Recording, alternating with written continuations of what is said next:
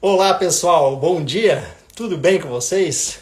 Bom, vamos lá, vamos convidar aqui o nosso convidado de hoje, que é o Dr. Fábio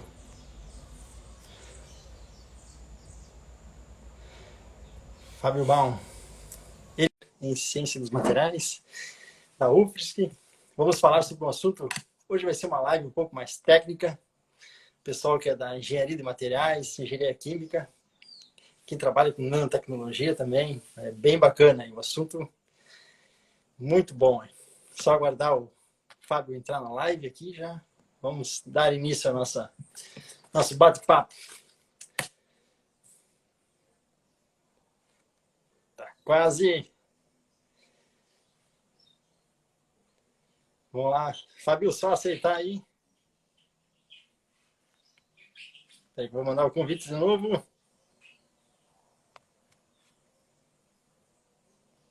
Fábio, pode. Enviei o convite. Só aceitar aí. E vamos dar ali. Olá, bom dia, Fábio. Tudo bem com Bom vocês? dia, bom dia. Agradecer a presença de todo mundo que está acompanhando a live. Hoje vai ser uma live um pouco mais técnica. Vou conversar com o Dr. Fábio Baum. Ele que é doutor na área de materiais, né? Também atuou com machine learning, com pontos quânticos, né? Então é uma área bem complexa aí. O pessoal que é da área de engenharia de materiais, engenharia química, aí vai estar adorando essa live. Bom, então inicialmente lá, Fábio, gostaria que você desse um bom dia para o pessoal aí, se apresentasse um pouco, por favor. Ok, bom dia. Todo mundo consegue me ouvir? Consegue me ouvir? Tô com fome. Sim, sim, tá ok. Bom- conse- Consegue me ouvir? Tá bom. Meu nome é Fábio, né? Como já mencionado. Eu terminei o doutorado em Ciências dos Materiais, no ano passado. Agora, no momento, eu estou aguardando. Eu tenho um contrato assinado já para ser pós-doc na Universidade de Washington, Certo? mas devido à pandemia aí com o coronavírus, né, o visto, o processo de visto, ele está suspenso, né? As entrevistas da embaixada dos Estados Unidos no Brasil, elas estão em suspensão nesse momento. Então, quando Certo. reabrir, eu vou poder colocar de novo poder tirar o visto e poder trabalhar lá, né? Perfeito. Então, por enquanto eu tô em casa. Tá certo, tá certo. E e eu trabalho com nanomateriais, né? Basicamente com pontos quânticos e nanopartículas de semicondutores. Depois eu vou dar uma explicada aí o que são esses materiais, para quem ainda não conhece esse material, vai ouvir, principalmente nessa década agora, vai ouvir muito É. falar nesses pontos quânticos, que é um material que vai estar quase onipresente, principalmente na indústria eletrônica. Esses materiais, eu até estive lendo a sua tese ontem, assim também. Eu vi que tem diversas aplicações, né? São materiais bem específicos que têm uma grande utilidade. Sim, sim.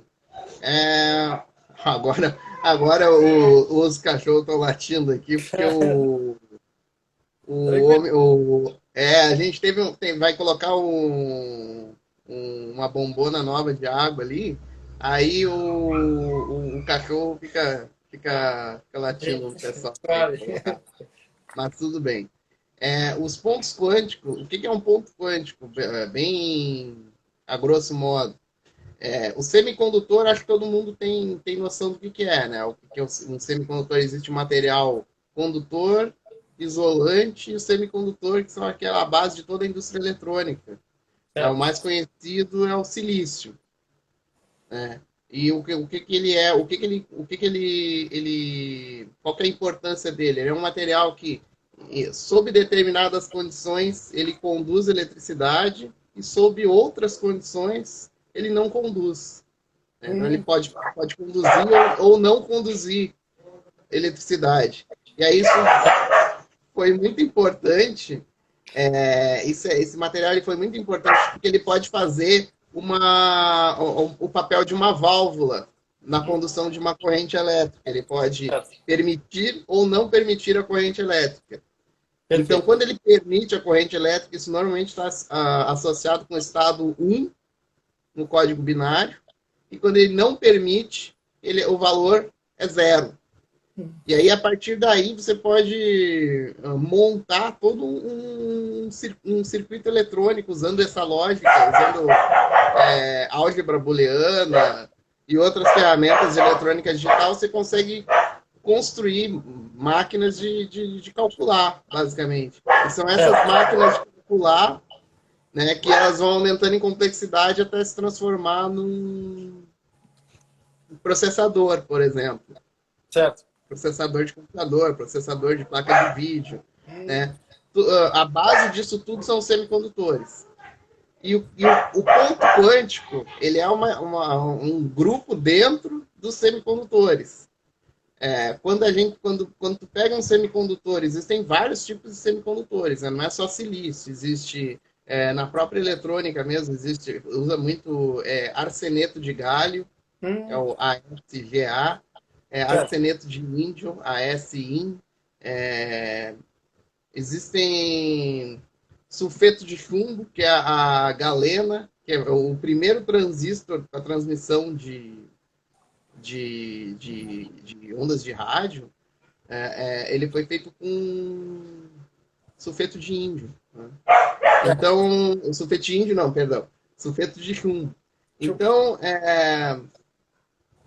esses semicondutores, quando a gente diminui o tamanho deles até um tamanho de nanoescala, 10 nanômetros, você tem uma partícula de semicondutor que ela pode ter o tamanho que você quiser, né? Digamos lá, vamos pegar um grânulo de 1 milímetro, né, de um semicondutor.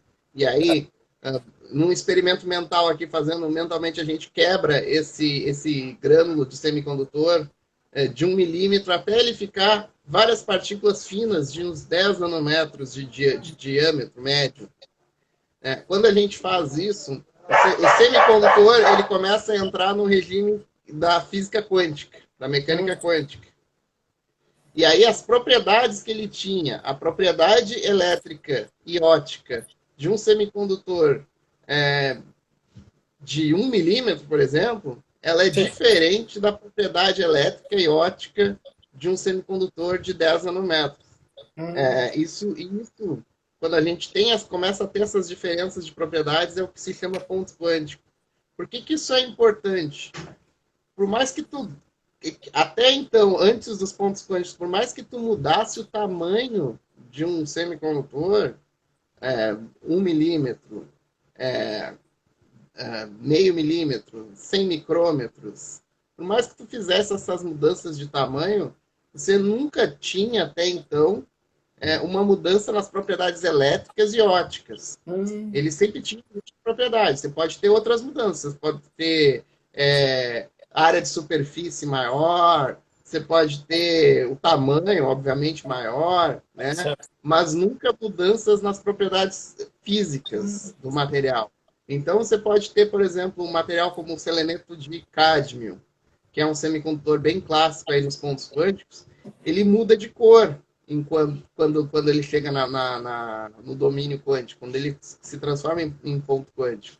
Certo. Então, ele é um material que emite na cor vermelha, e quanto menor ele vai ficando, os pontos quânticos, 8, 6, 4 nanômetros, ele vai passando, então, para a cor amarela, para a cor verde, para a cor azul.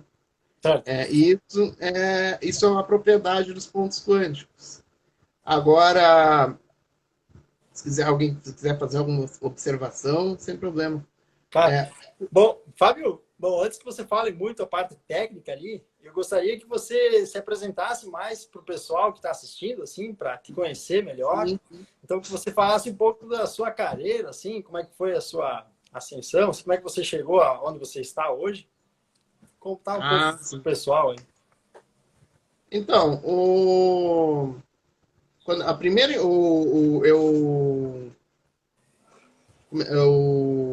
primeiro emprego que eu tive, na verdade, ele foi no Banco do Brasil. Né? Não tinha nada a ver com Eu trabalhei no Banco do Brasil. Eu entrei lá pelo concurso, quando eu tinha 19 anos. Hum, Aí eu fiquei lá até 2008. O, quando eu entrei lá, eu tava no técnico, eu tava no técnico, que eu tava fazendo técnico em informática industrial. certo. E aí depois eu fui entrar no concurso, né? E depois eu fiz técnico em segurança do trabalho ainda também, quando eu estava no banco. E aí depois resolvi, quando eu entrei no segurança do trabalho, lá eu tive contato mais com a parte dos riscos químicos, de agentes químicos na segurança do trabalho. Hum, E aí, então eu olhei assim, eu achava interessante, eu já gostava já da parte química desde o primeiro, do ensino médio.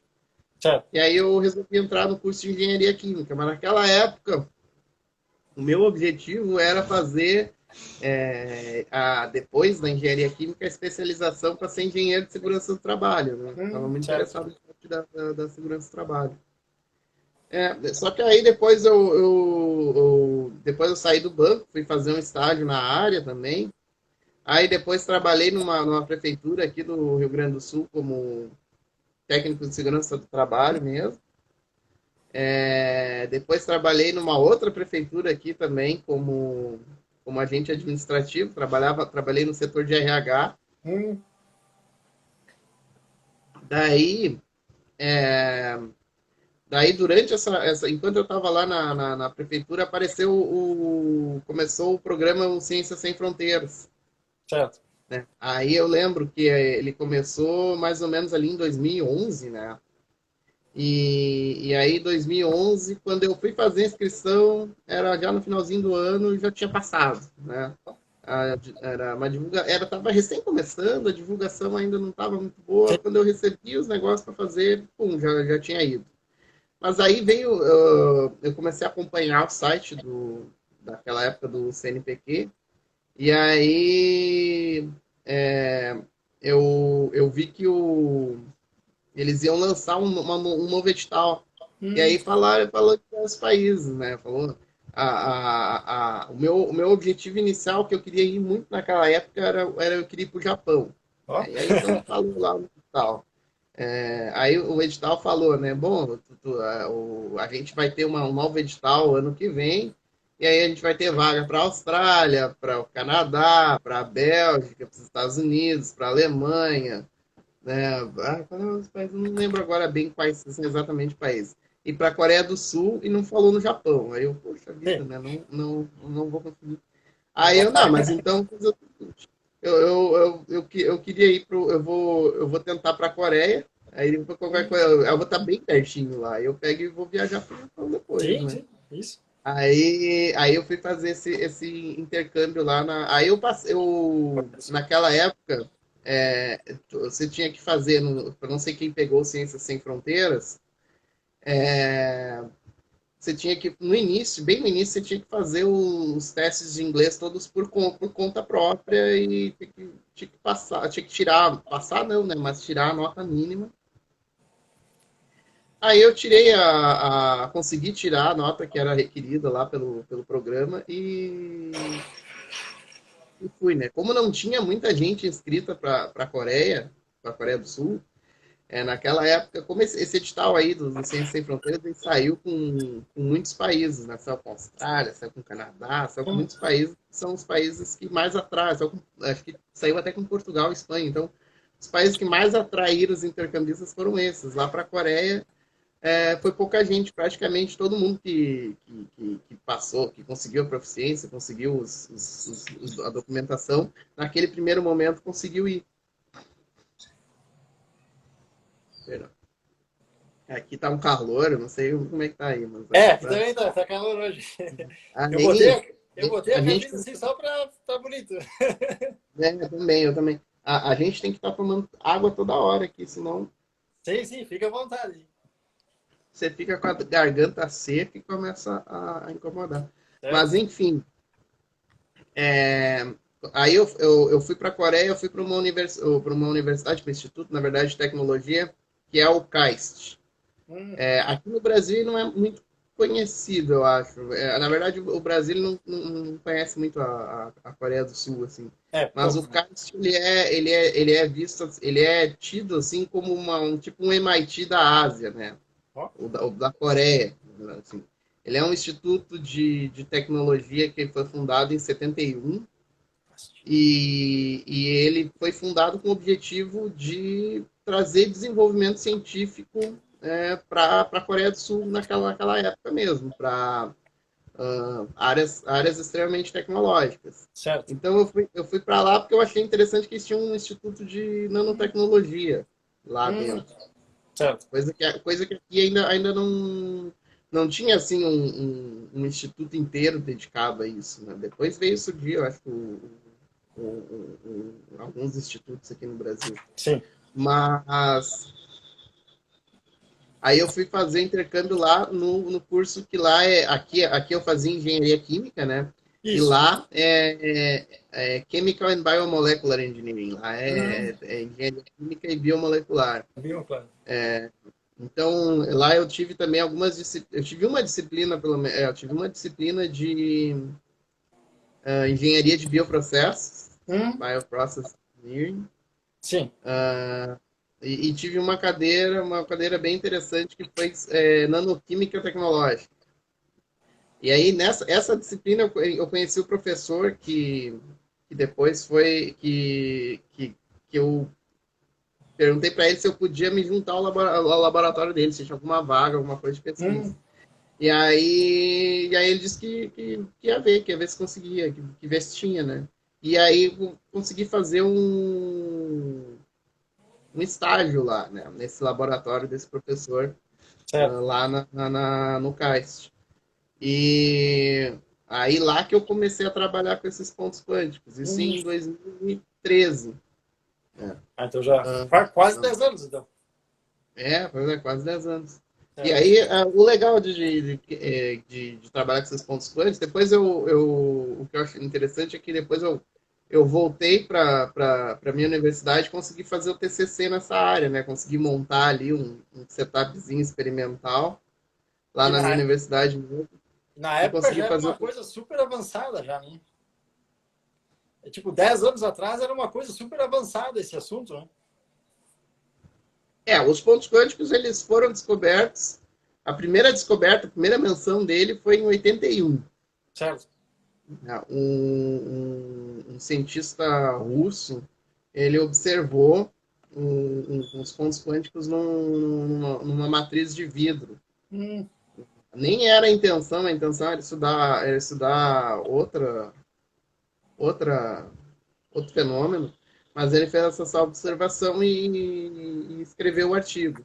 certo. Aí depois isso foi começando a ter mais estudos teóricos, né, nessa parte.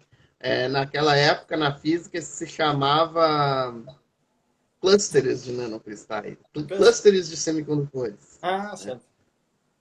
E aí depois teve um cientista norte-americano, ele cunhou esse termo pontos quânticos, e, e aí depois, em 93 foi que começou a bombar mesmo os pontos quânticos, porque um cientista norte-americano também, eu não sei se ele é norte-americano, mas ele trabalha nos Estados Unidos, que é o Mong Baoeng. Ele publicou um trabalho que ele simplificou toda a síntese dos pontos quânticos usando química coloidal. Hum, E aí aquilo que precisava umas temperaturas criogênicas para fazer era assim, só laboratórios de física eu imagino. bem equipados na década de 80 que conseguiam trabalhar com isso. Porque precisa ter temperatura criogênica, precisa vácuo, precisa o escambau de coisa para conseguir fazer naquela época. E aí veio esse cientista, esse químico,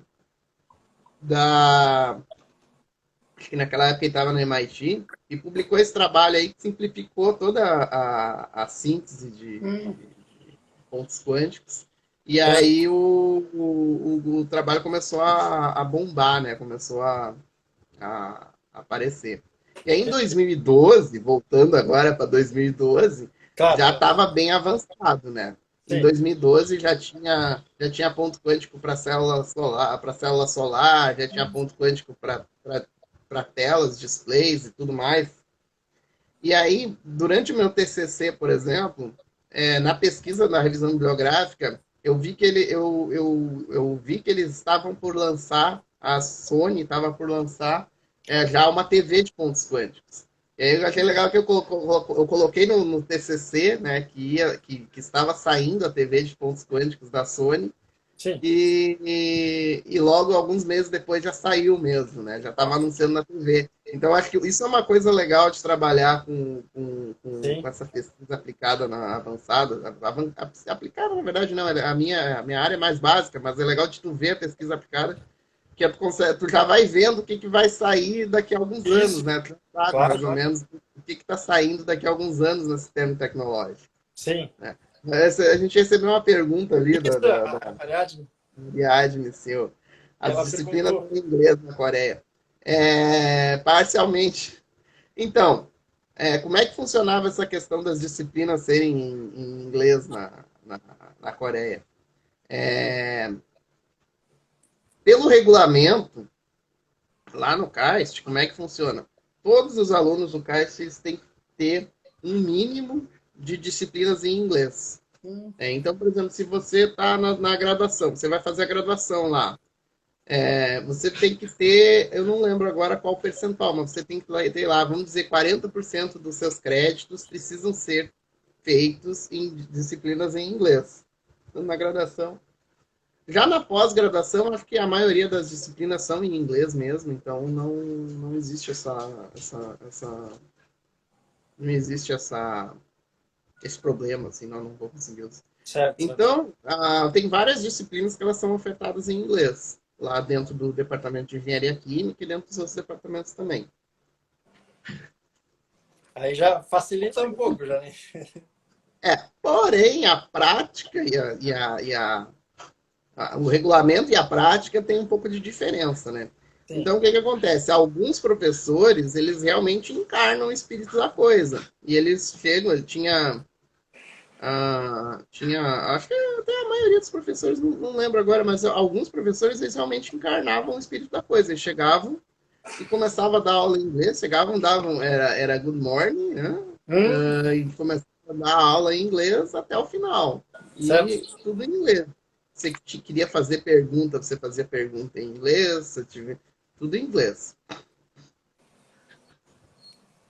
Outros professores, eles eram já parcialmente adeptos do regulamento, né? Então, assim, eles davam aula em inglês.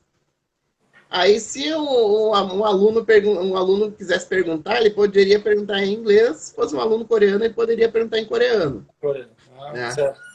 Em alguns casos, também ele respondia as perguntas em coreano. Hum, Ele fazia essas exceções. E certo, tinha certo. em outros casos, vamos ali no caso mais extremo do outro lado, tem o caso extremo do extremamente adepto, no outro caso, tinha professores que eles chegavam e era só os slides eram em inglês. A aula propriamente dita era em coreano. Então tinha essas três situações. Como é que você faz nessa coisa? Eu ia pela necessidade, porque eu já estava nessa época aí, eu já estava com 80% dos créditos aqui no Brasil praticamente. Na verdade, o limite era 80, eu estava com 79, eu acho, por cento dos créditos. E eu tinha que fazer certas disciplinas para aproveitar aqui para poder me formar. Então, teve um professor que ele dava aula em coreano, mas eu resolvi assistir igual porque eu precisava daquela disciplina para aproveitar aqui. Sim, pois Então, assim, eu consegui entender, naquela época eu consegui entender um pouco de coreano, o coreano é. mais simples, né? O técnico eu não conseguia entender direito. Direito não conseguia entender nada. O coreano, quando eles falavam coisas técnicas, tipo a aula, ou, sei lá, política, economia, qual outra coisa? Coisas de documentação, essas coisas complicadas eu não conseguia entender. Mas Certo. coisas simples, tipo, bom dia, vem aqui fazer tal coisa. Coisas assim, eu preciso disso, eu preciso daquilo, eu vou para tal lugar, eu vou comprar não sei o quê. Essas coisas mais do dia a dia eu consegui entender. Então, o que acontece? Eu consegui entender os avisos que ele dava na aula.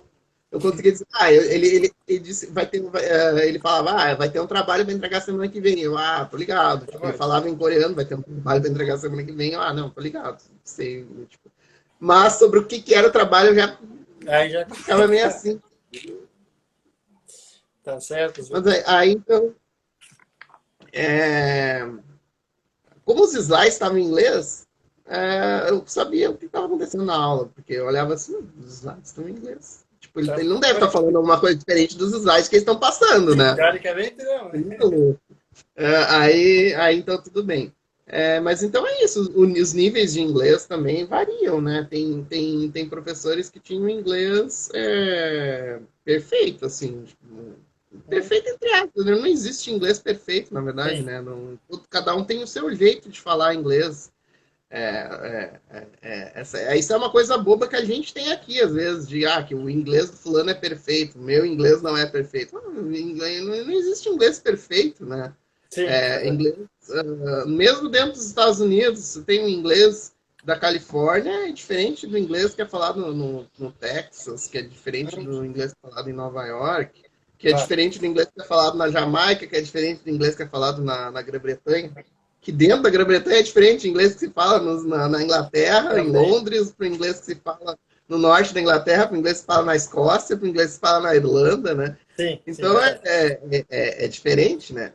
Então, mas vamos desses ingleses, tem inglês que é fácil de entender, né? E tinha uns que era mais difícil de entender mesmo. Mas é costume, começa a ter aula, porque lá a aula, eu tinha aula lá terça e quinta, segunda, quarta e sexta, vendo todo dia o cara lá, acostuma com o inglês dele já, né? Com certeza.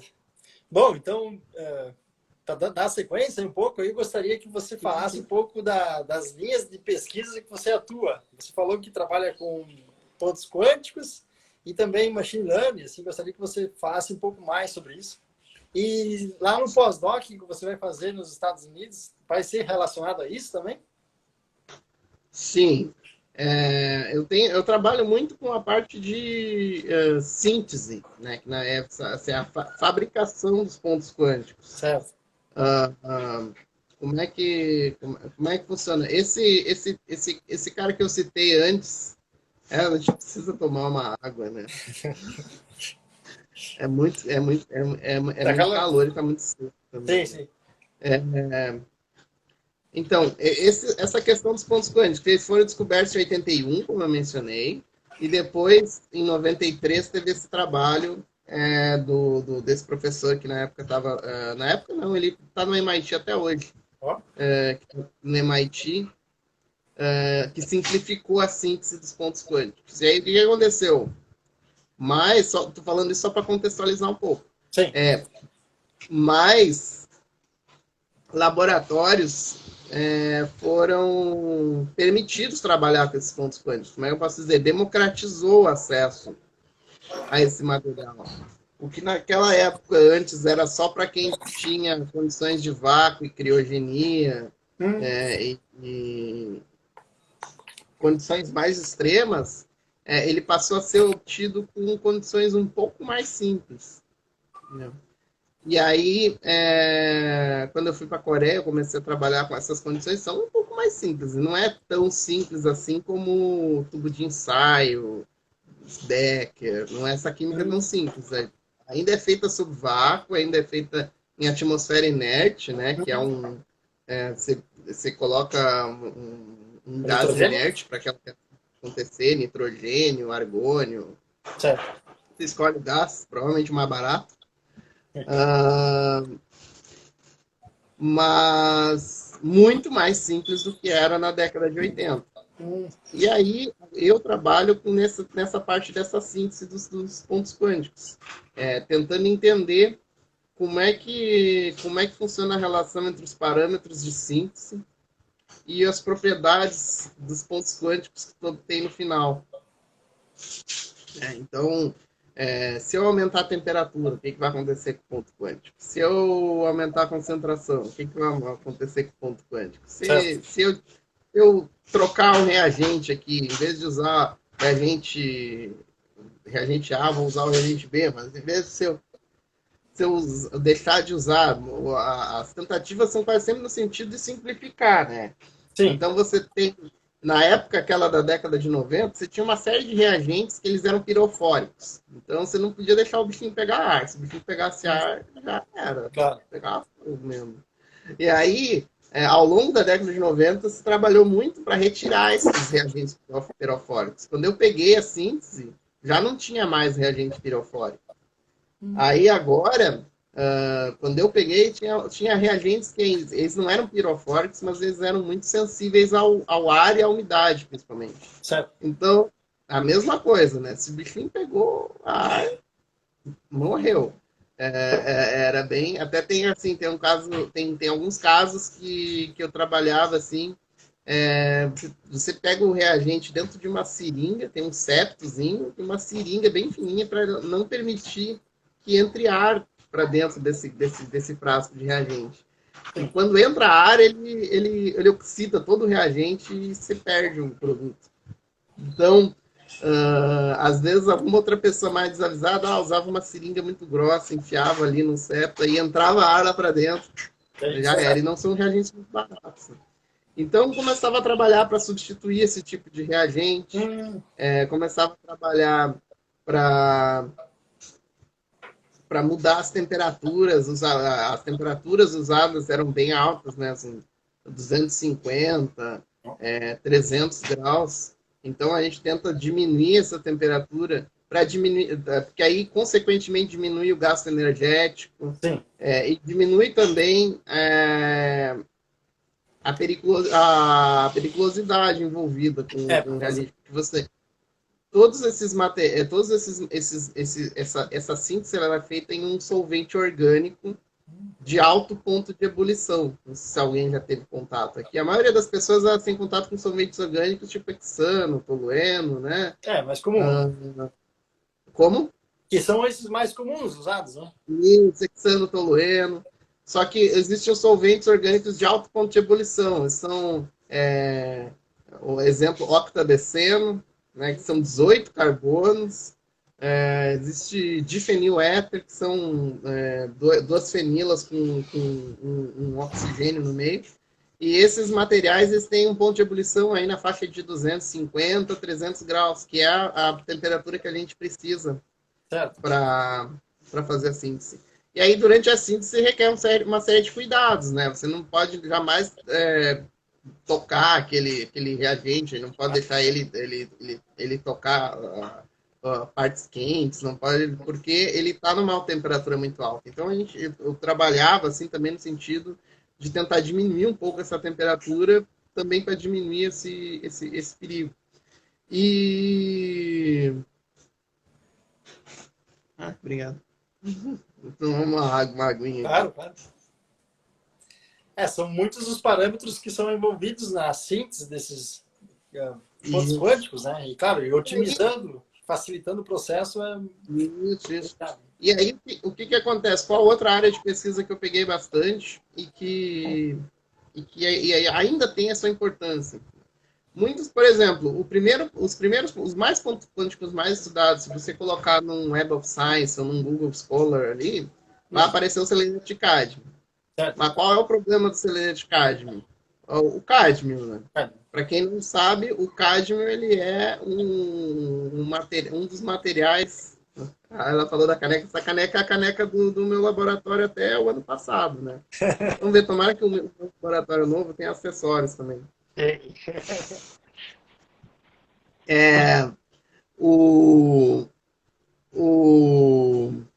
O cádmio ele é um elemento extremamente cancerígeno, né? O cádmio ele libera íons de cádmio, o ponto quântico de cádmio ele libera íons de cádmio dentro da corrente sanguínea, ou quando você é exposto ao cádmio, esses íons de cádmio entram na corrente sanguínea, liberam radicais livres de oxigênio, não é minha especialidade, radicais livres dentro do corpo humano, mas se eu não me engano é um de oxigênio. Isso. E esses radicais livres, então, eles provocam uma série de doenças, principalmente o câncer. Né? Tem alguém ali que entrou da bioquímica, né? Porque os radicais livres provocam esse tipo de doença. E aí o que está sendo feito? Está sendo trabalhado para substituir o cádmio, desses elementos de cádmio. Então, já surgiu, hoje em dia, para deixar todo mundo tranquilo, comprar uma TV de ponto quântico, não se usa cádmio, não se usa esse elemento de cádmio na TV de ponto quântico. Hoje em dia se usa um composto que foi desenvolvido para substituir ele, que é o sulfeto de cobre índio. Ainda tem problema, porque qual é o problema? O índio, ele é um material caro. Ele é um material caro, ele é um material relativamente raro. Porque o grande problema é que tem uma diferença de oferta e demanda mesmo. Você tem muita demanda por índio, porque o índio também entra para fabricar como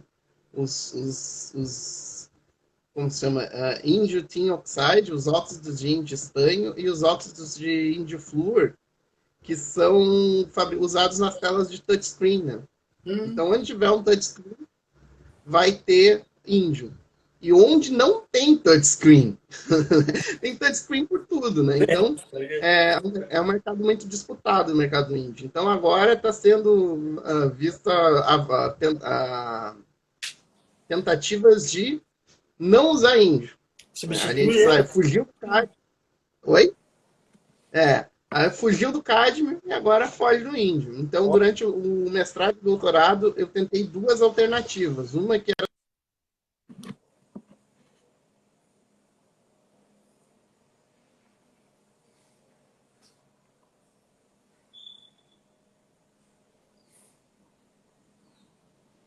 deu uma travadinha, nosso amigo Fábio.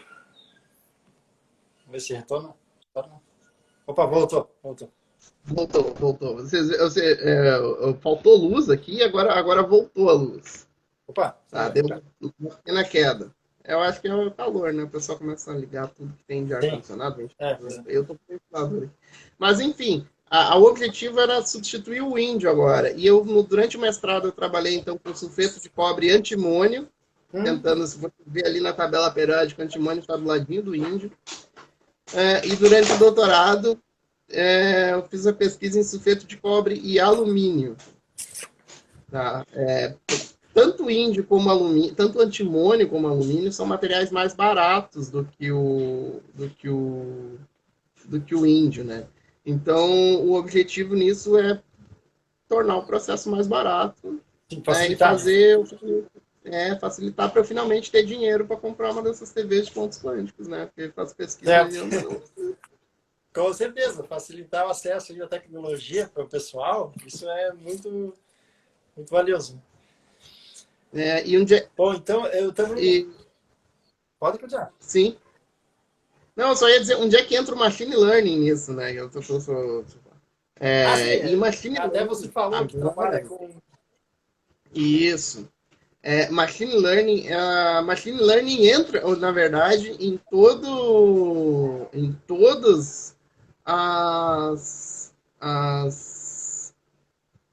as pesquisas hoje em dia, né? O machine learning é uma ferramenta para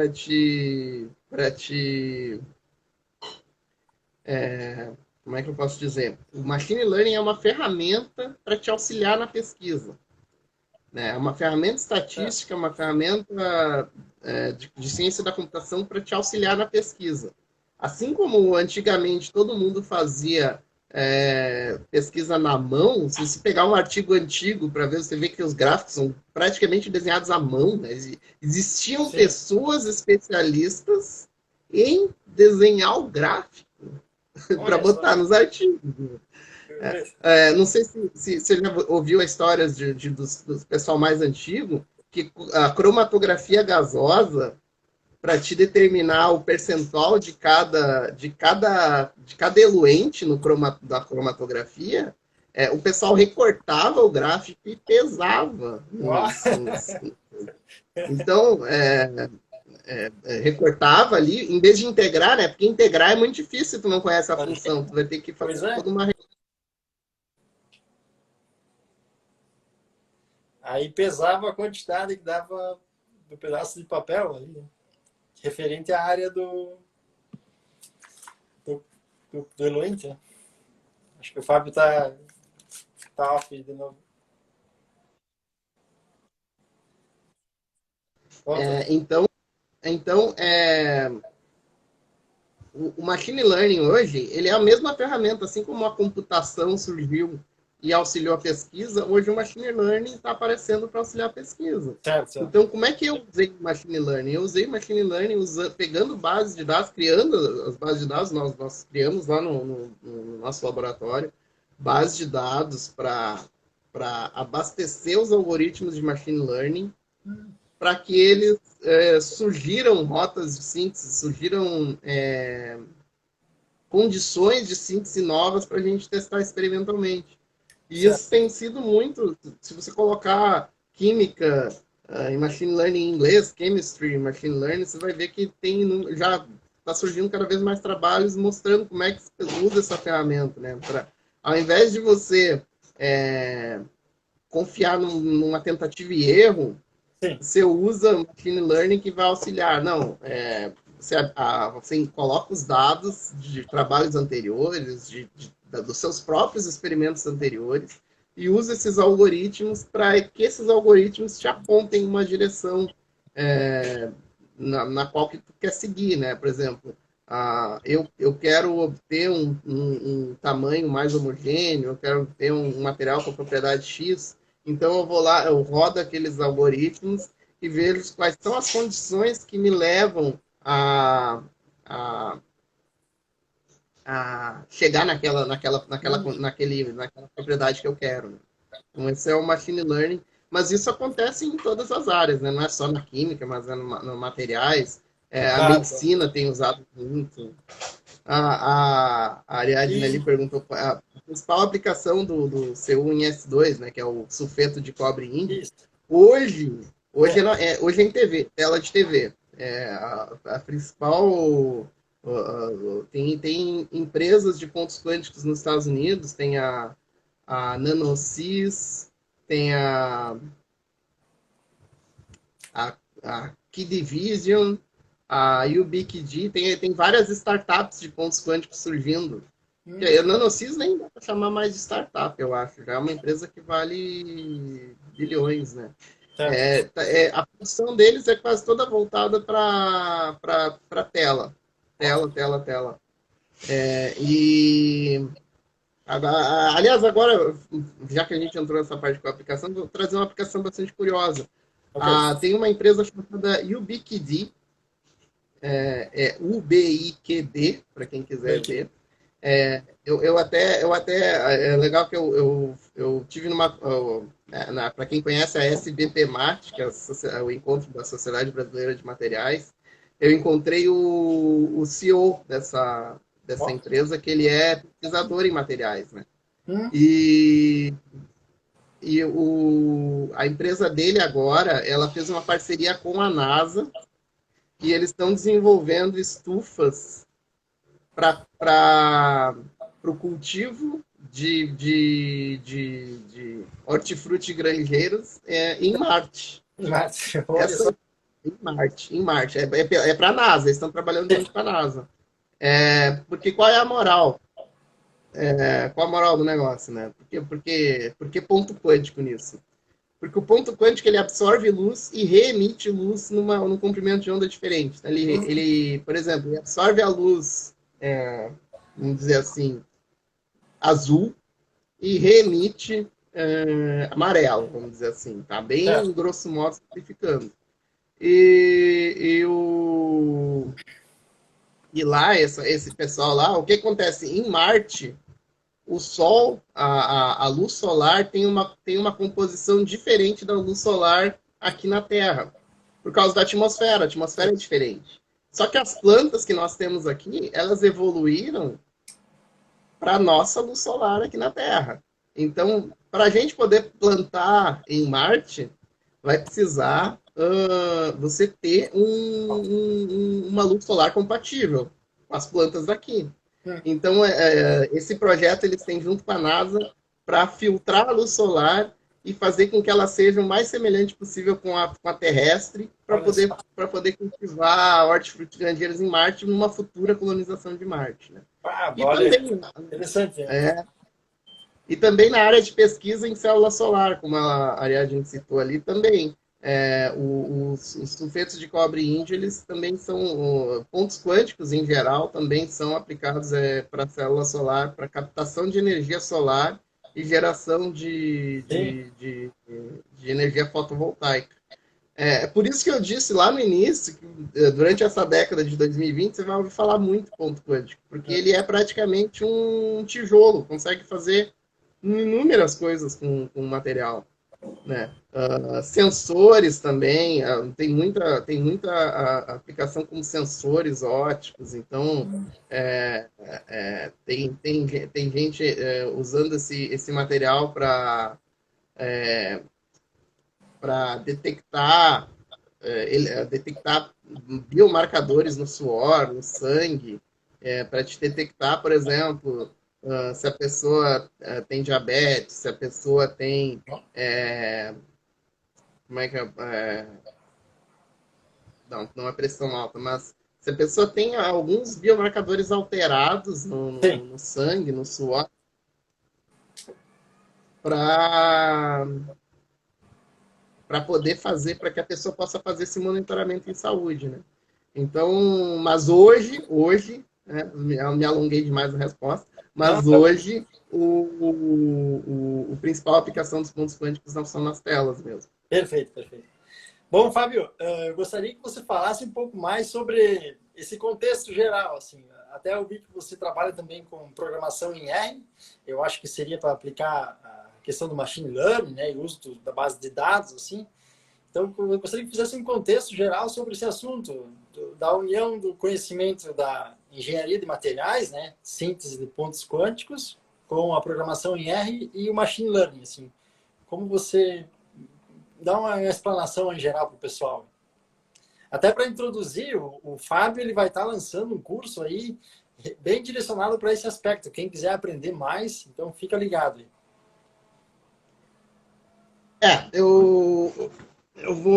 Ontem eu assisti o KAIST esse ano, ele está fazendo 50 anos, esse ano 2021, né?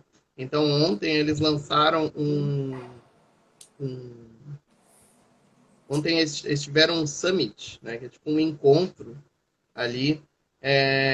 Então eles reuniram, foi transmitido online, eles reuniram o presidente do MIT, presidente da Tokyo Tech, que é o Tokyo Institute of Technology, o presidente da Northwestern University, que é uma universidade bem grande lá nos Estados Unidos, fica em Illinois, mas eu não sei qual cidade.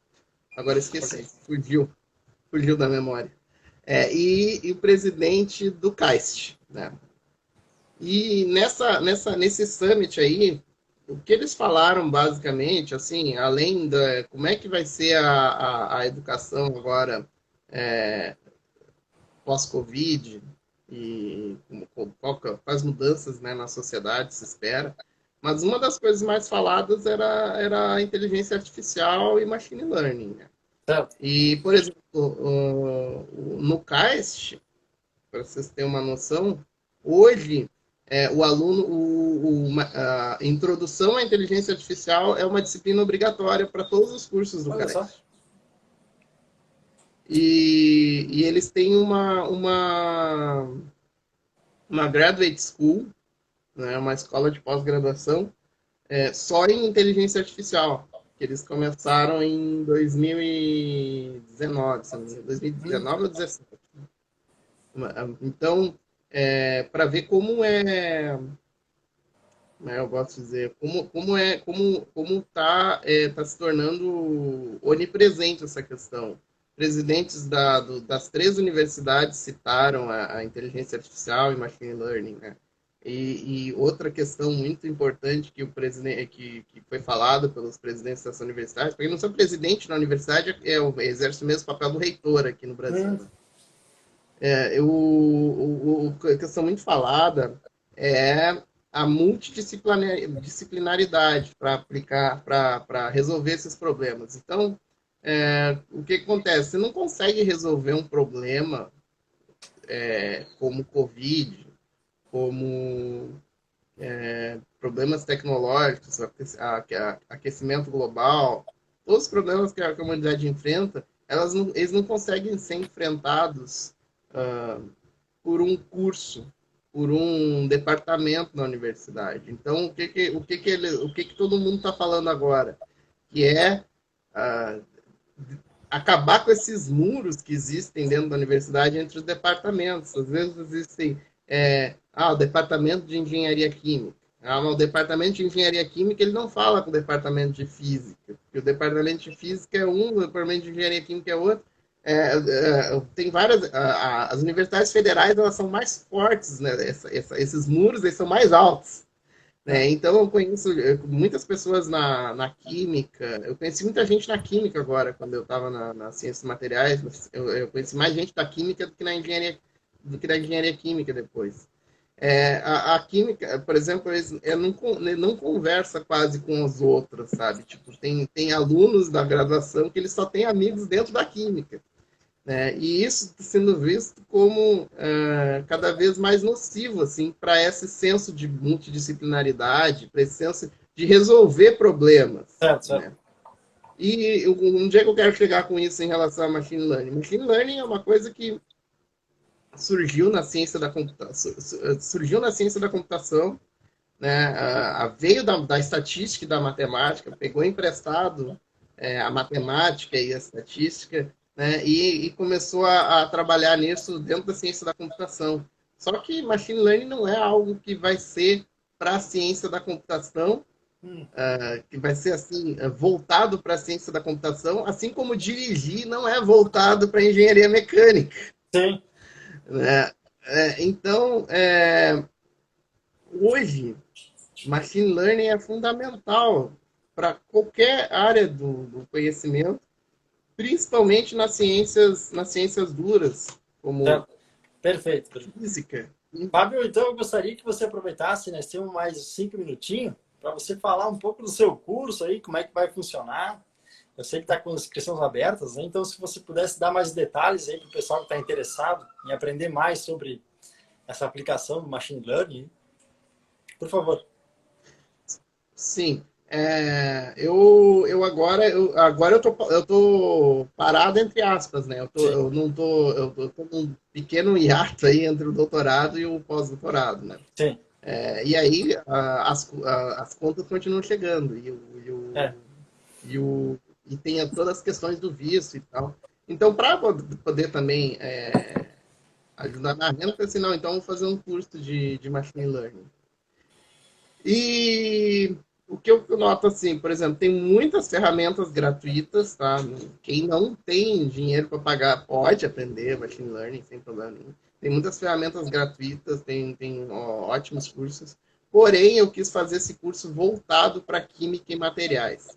Por quê? Porque quando eu estava pesquisando, quando eu trabalhei na pesquisa em química e materiais, usando Machine Learning, eu notei que tem várias questões específicas de química e ciência dos materiais dentro do Machine Learning, né, que a gente acaba batendo cabeça para aprender. E o meu objetivo nesse curso, então, é apresentar o Machine Learning para quem não conhece, nunca ouvi falar em Machine Learning, sei nem que diabo é isso. Então, entra nesse curso aí para a gente te apresentar o que é Machine Learning, como é que ele tem sido usado dentro da área de química e materiais.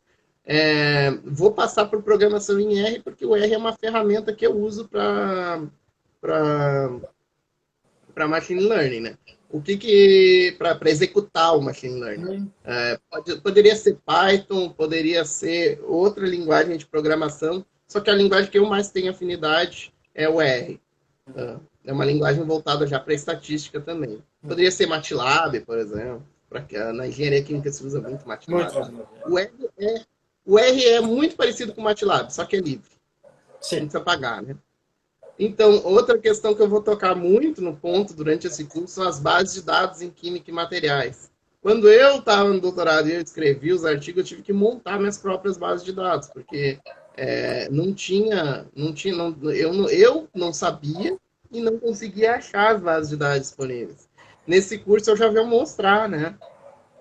Mostrar para o pessoal onde é que estão as bases de dados, que bases de dados tem boas para fazer para executar os seus projetos de machine learning, né? E também quero mostrar na prática mesmo. Vou entrar ali e vou rodar um projetinho de machine learning. O pessoal que tiver seus dados pode levar seus dados, a gente pode trabalhar em cima deles, de repente resolver dúvidas ali para executar os seus projetos, que ainda que seja bem no início, comecei a juntar esses dados agora. Será que é o suficiente para para rodar alguns algoritmos? A gente pode ver, de repente é o suficiente, de repente precisa mais dados.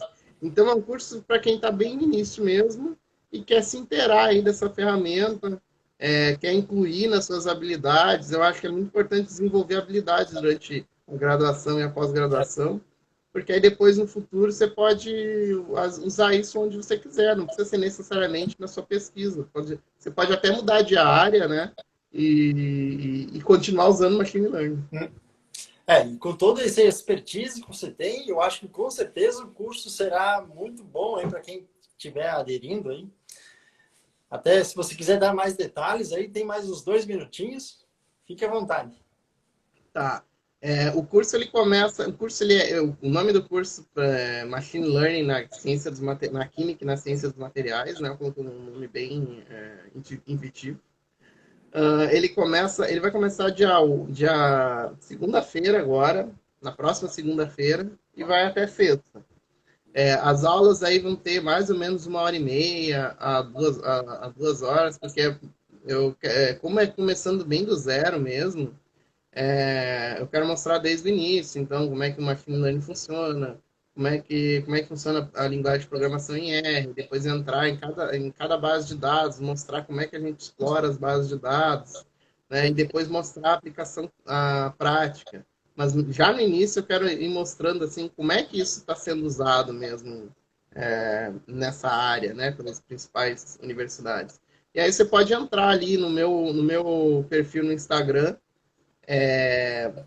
tem um link na bio para inscrição e pode se inscrever lá, ou pode me mandar uma DM.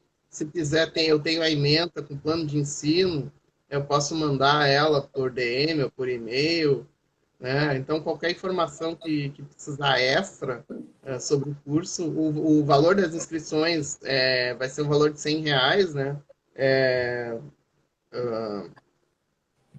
Vai ter uma duração de 10 horas. Esse curso é previsto para ter uma carga horária de 10 horas, então R$10 por hora. Mas, Fábio, isso. Está quase estourando nosso tempo aqui. Eu vou ter que encerrar para não cair o Instagram. Aí eu vou deixar mais informações nos stories para vocês entrarem em contato com o Fábio. Enquanto seria isso, muito obrigado, Fábio. Você dá um... Tá, ok. Muito obrigado. Eu agradeço pela oportunidade e agradeço a todo mundo que estava vendo aí também. Um abraço a todos, um bom dia. Valeu, pessoal. Tudo de bom. Um abraço. Tchau, tchau. Até mais. Tchau, tchau.